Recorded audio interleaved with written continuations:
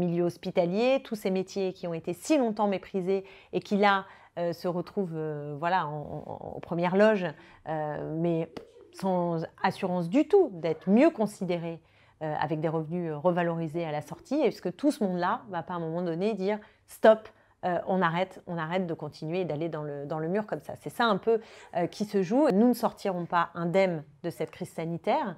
Beaucoup de colères sourdes d'ailleurs ne trouvent pas à s'exprimer parce que nous ne pouvons pas être physiquement dans la rue pour l'exprimer. Et peut-être que dès lors qu'on sera dans la possibilité d'être déconfiné et de reprendre ses droits démocratiques, alors nous verrons comment cela peut s'exprimer. Tout dans la difficulté que nous sommes pour d'autres en allant travailler et avec la dureté de la situation, je crois qu'on a tous quelque part une petite lumière dans la tête qui se dit que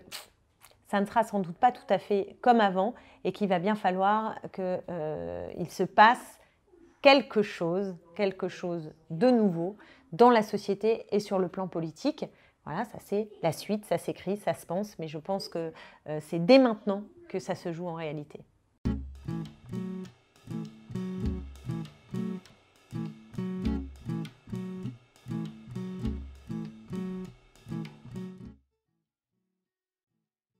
Inspirer, expirer, 19 premières actions. On sourit, mais c'est dur. C'est dur ce déconfinement. Ce confinement, pas le déconfinement, le confinement. C'est dur ce confinement. Je prends mes rêves pour des réalités. Nous entrons dans la 5e semaine de confinement. C'est long, c'est terriblement long pour tous ceux et toutes celles qui, comme moi, sont enfermés, ce qui est une situation de privation de liberté très, très violente, très, très troublante aussi, parce qu'elle est inhabituelle et qu'elle nous renvoie à beaucoup de choses anxiogènes. Et puis, bien sûr, penser pour ceux qui travaillent, ceux qui sont au charbon, comme les infirmières, les médecins, enfin tous les personnels soignants dans des situations plus ou moins simples. En Île-de-France ou dans l'Est, on sait que c'est particulièrement tendu. Alors, vu de la Seine-Saint-Denis, où la mortalité y est très élevée, je veux ici envoyer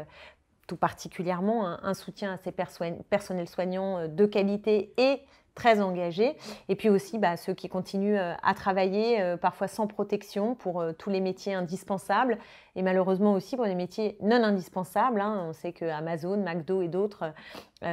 continuent d'envoyer au front sans protection pour des métiers qui sont franchement pas indispensables. Donc on est dans cette situation qui perdure et ce qui n'est pas de nature à nous rassurer, c'est que le pouvoir en place semble littéralement naviguer à vue. Et de ce point de vue, l'intervention du président de la République lundi soir, même si je trouve que sur le ton, c'était mieux de ne pas l'entendre dans cette espèce de posture martiale, guerrière de ses précédentes interventions. Mais quand on écoute concrètement ce qu'il a dit, là, effectivement, on est un peu subjugué par un certain nombre d'incohérences. Alors, j'en pointe notamment 2 qui m'ont frappée. La première, c'est d'imaginer que pour cette date du 11 mai envisagée pour le déconfinement, on puisse avoir des tests pour tous ceux qui se sentent malades, qui ont des symptômes, mais qu'on ne testerait pas les asymptomatiques. Là, je vois une contradiction immense, puisque les asymptomatiques peuvent transmettre la maladie. Donc, je ne comprends pas très bien l'efficacité de se dire vous serez protégés puisque ceux qui ont des symptômes vont être testés, mais si les autres ne le sont pas, ça n'est pas une garantie en tout cas de protection. Donc, autant être clair au moins sur le message. Deuxièmement, le fait de dire que en gros les restaurants resteront fermés, mais on va rouvrir les écoles. Alors les écoles, les crèches, les écoles, donc pour les plus jeunes, manière de dire qu'il faut que les parents puissent aller travailler puisque les étudiants, eux, ne retourneront pas enseigner, ne retourneront pas prendre leurs cours avant la rentrée. Donc cette contradiction là aussi est très étonnante. On ne voit pas très bien pourquoi les étudiants seraient privés d'études et les autres plus petits iraient à l'école, si ce n'est pour permettre aux parents de travailler. Et donc dans une logique qui est une logique purement économique, puisqu'on voit bien que dans l'ensemble des discours du pouvoir en place, il y a cette idée de relancer la machine, qu'il y a une urgence à relancer la machine. c'est clair que la récession économique qui s'annonce est particulièrement préoccupante, puisque une paupérisation avec un volant de chômeurs qui pourrait s'élever à 7 millions dans notre pays, c'est tout à fait considérable. D'ailleurs, d'ores et déjà, vous avez beaucoup de gens qui n'ont pas de salaire à la fin du mois, qui sont dans des situations hyper tendues, et notamment tout le bas de la chaîne d'une certaine manière. On le voit par exemple pour des restaurateurs ou des toutes petites TPE, PME, sur 2 mois, si elles étaient un petit peu en difficulté, elles peuvent en arriver à mettre la clé sous la porte. Je pense aussi par exemple au secteur culturel, où c'est évident que quand on supprime par exemple le Festival d'Avignon, ou qu'il n'y a strictement rien pendant des mois qui peut être programmé, eh bien ce sont des industries entières qui peuvent se retrouver vraiment dans le rouge,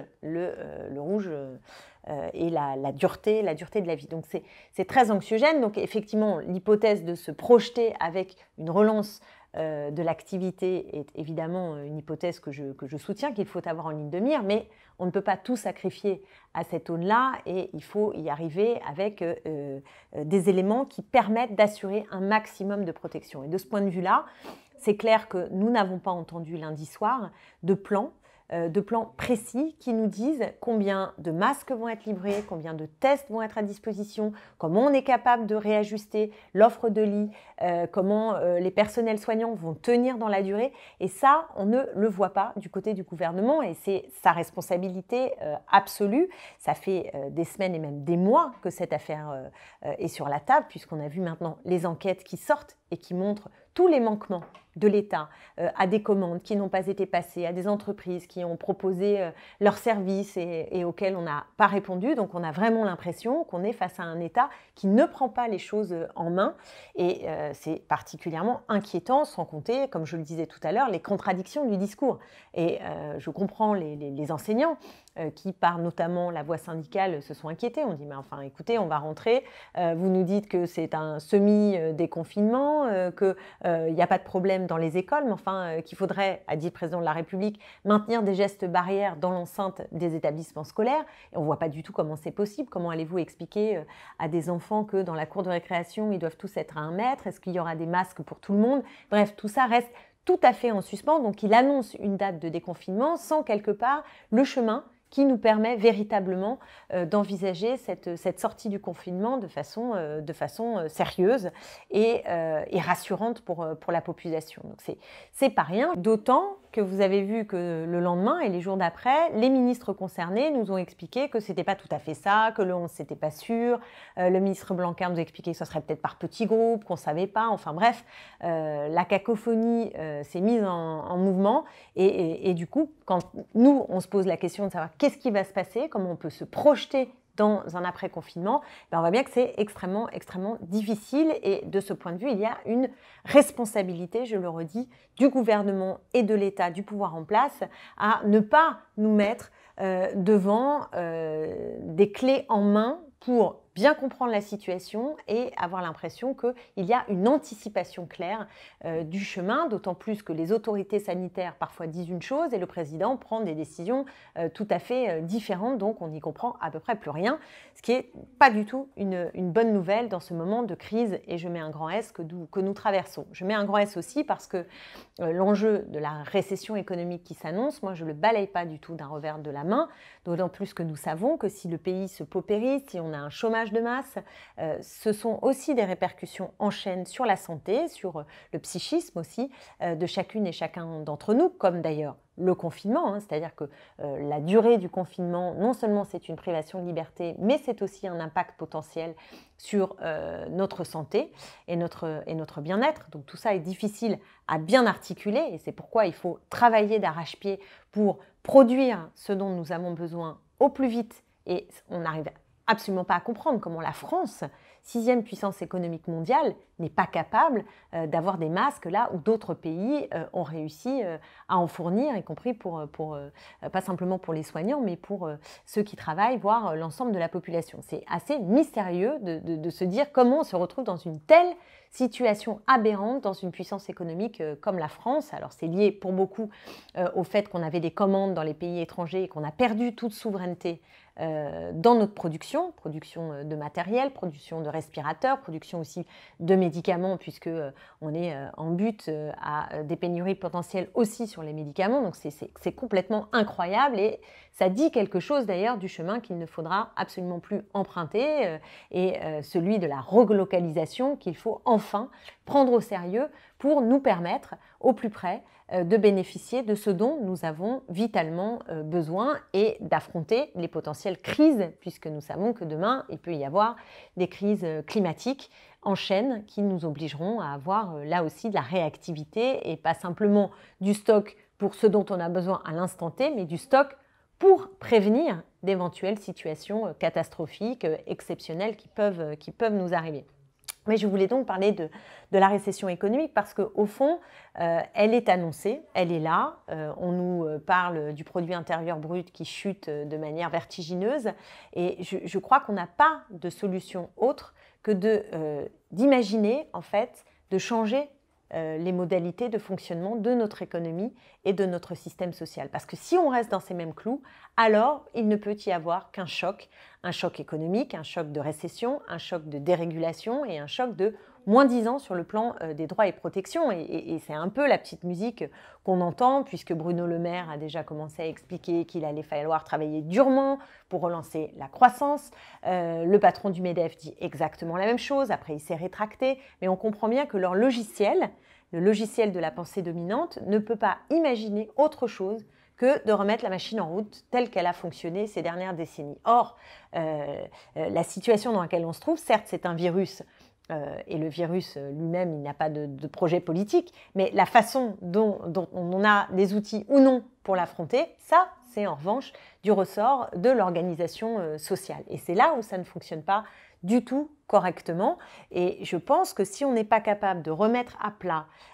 nos besoins, de quoi avons-nous besoin? Quels sont les métiers essentiels? Quels sont les biens communs que nous devons préserver? Et organiser l'économie à partir de ces besoins et non pas à partir des besoins du capital de s'accroître ou de la logique de la compétitivité internationale qui nous fait faire des espèces de folies, de traités de libre-échange complètement dingues pour l'écosystème, puisque c'est une folie sur le plan environnemental, mais aussi dingue sur le plan social, puisqu'on va produire à l'autre bout du monde des choses et qu'on se retrouve avec des gens qui sont capables de le produire en France au chômage. Donc tout ça n'a absolument pas de sens. Et que donc, il faut penser le partage des richesses et la réorganisation, la possibilité de réorganiser la société sur des bases qui soient des bases démocratiques, que ces choix ne soient pas laissés aux mains de la logique marchande et du profit, mais qu'elles soient mises entre les mains de la population par un outil démocratique totalement refondé, parce que je pense que notre République n'est pas adaptée, elle a besoin d'un saut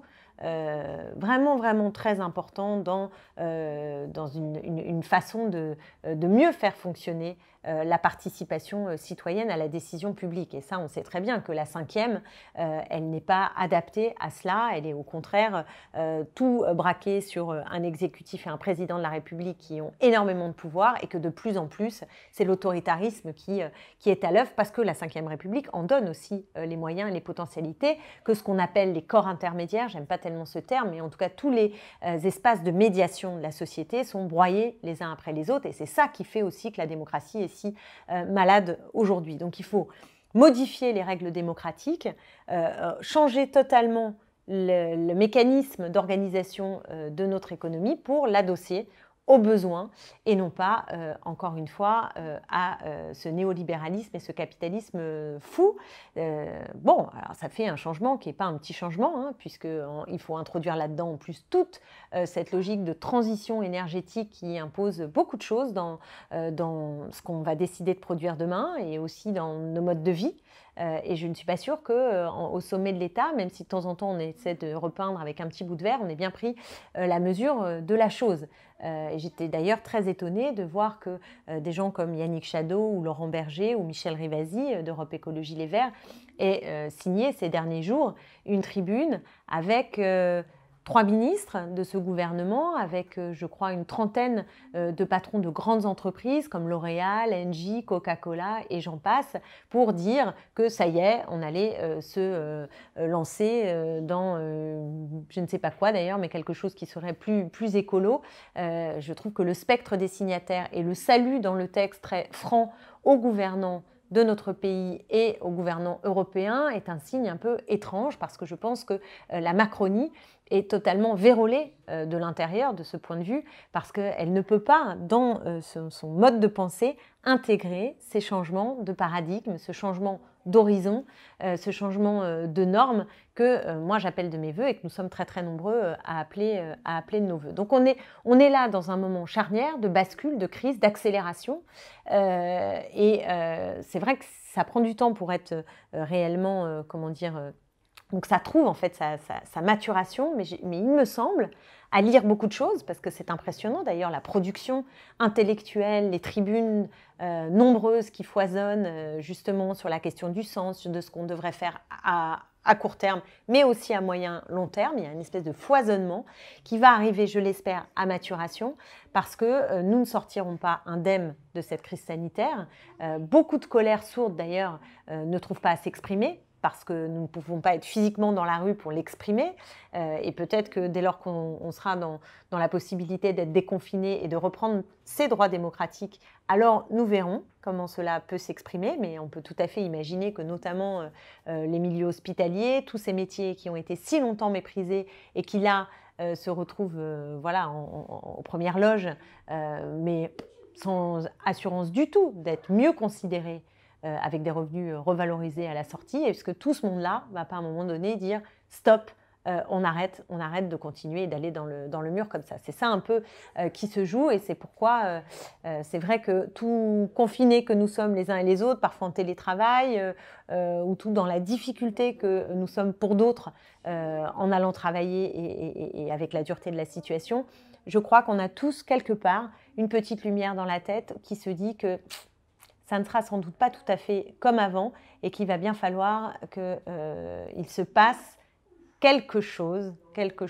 de nouveau dans la société et sur le plan politique. Voilà, ça c'est la suite, ça s'écrit, ça se pense, mais je pense que c'est dès maintenant que ça se joue en réalité.